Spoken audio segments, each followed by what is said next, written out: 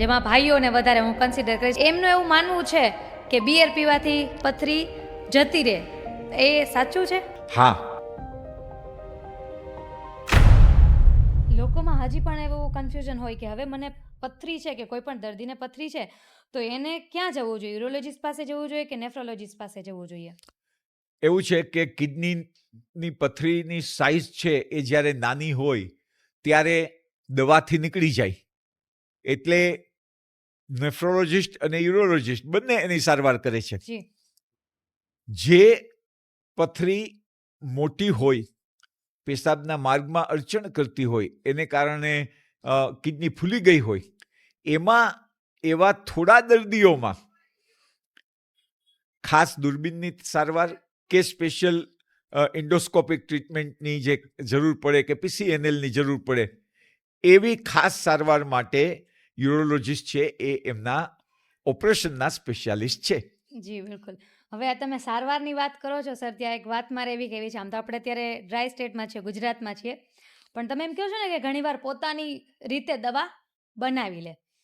તો ઘણી બધી વાર એવી સાંભળેલી વાત કે પોતાની જાતે જ દવા બનાવી લીધી. એવી વસ્તુ છે જેને લોકો કહે છે કે જવનું ફર્મેન્ટેડ પાણી એટલે બિયર. લોકો ઘણા એવું કહે છે કે બિયર પીવાથી પથરી દૂર થઈ જાય છે. બિયરનો ફાયદો છે ને એ પાણી જેટલો જ છે. જી. એટલે હું ચોક્કસ કહીશ કે બિયરથી કોઈ મેજર ફાયદો નથી. હા, આ તબક્કે કાજલબેન તમે એક નવો પ્રશ્ન કર્યો છે કે પથરી અટકાવવા માટે શું કાળજી રાખવી. જી. તો બિયર ભૂલી જાઓ. બિયર ભૂલી જઈએ. પણ પાણી વધારે પીવું, આખો દિવસ પીવું, રાત્રે સૂતા પહેલાં પીવું, અચૂક વચ્ચે રાત્રે ઉઠીને પીવું. કારણ કે આખી રાત આપણે 8 કલાક સૂતા હોઈએ ત્યાં સુધી પાણી ન પીએ તો યુરિન કોન્સન્ટ્રેટેડ થઈ જાય અને એમાં પથરી બને. અને પાણી બરોબર પીવાનું છે. એને માટે દરેક વખતે જે યુરિન પેશાબ છે એનો વ્હાઇટ કલર હોય, ટ્રાન્સપરન્ટ હોય તો પાણી યોગ્ય પીધું કહેવાય. આ ઉપરાંત બીજી સલાહ છે એ છે કે નમક ઓછું લેવું. નમક ઓછું લેવું. તો કે બ્લડ પ્રેશરની વાત થાય છે તો કે ના, પથરીની વાત થાય છે. 90% પથરી કેલ્શિયમ ઓક્ઝેલેટ હોય છે અને આ પ્રકારની પથરીમાં નમક ઓછું લેવામાં આવે તો પથરી બનવાની પ્રક્રિયા ઘટે છે.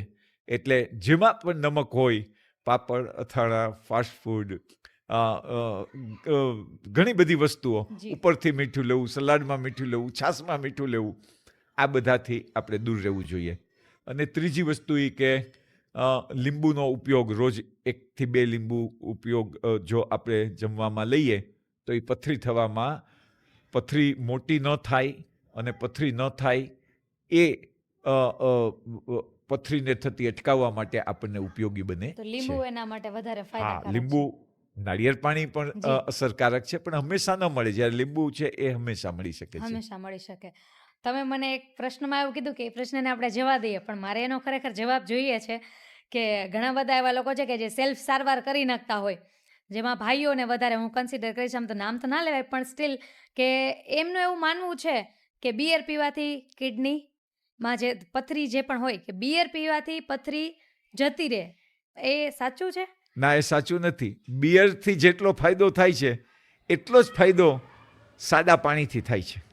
એટલે બિયર પીવાને માટે એને એક બહાનું જોઈએ છે. બહાનું જોઈએ છે. બાકી એક બિયરનો ગ્લાસ છે ને એક પાણીનો ગ્લાસ છે, ફાયદો તો સરખો જ છે. જી. પણ જેને બિયર પીવું હોય એ કહેશે કે મેં બિયર પીધો ને મને ફાયદો થયો. જી.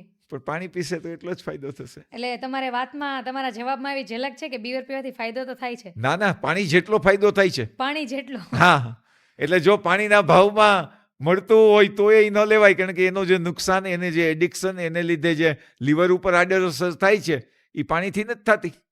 એટલે પાણી તો એના કરતાં સુપિરિયર છે. એટલે કદાચ ઘણા બધા છોકરાઓ કે બિયર પીતા મમ્મી પકડી લે તો કહેવાનું કે મમ્મી આને તો આમાં પથરી છે ને એને ફાયદો થાય. તો આ જવાબ હવે મમ્મીને બતાડી દેજો તમે. આજે વિશ્વ કિડની દિવસ પર ડૉક્ટર સંજય પંડ્યા સાથે, જે નેફ્રોલોજીસ્ટ છે, અને ઘણી બધી એવી વાતો કરી, અને એવી વાતો કે જે કિડનીને લઈને છે, એને લઈને અસર, લક્ષણ, સારવાર, આ બધી જ વાતો. સર, તમારા ખૂબ આભારી છીએ. ગોઠડીમાં આજે વિશ્વ કિડની દિવસ નિમિત્તે ઘણી બધી વાતો કરી. હું આશા રાખું કે ગોઠડી પોડકાસ્ટથી લોકો સાંભળી અને પોતાની કિડનીની પોતાને આરોગ્યનું જ ધ્યાન રાખે અને એનો લાભ મેળવે. તો આવી સારી તક છે એ મને મળી, એટલે જે આખી ટીમ છે આપણી અવર રાજકોટની, એનો હું ખૂબ આભારી છું.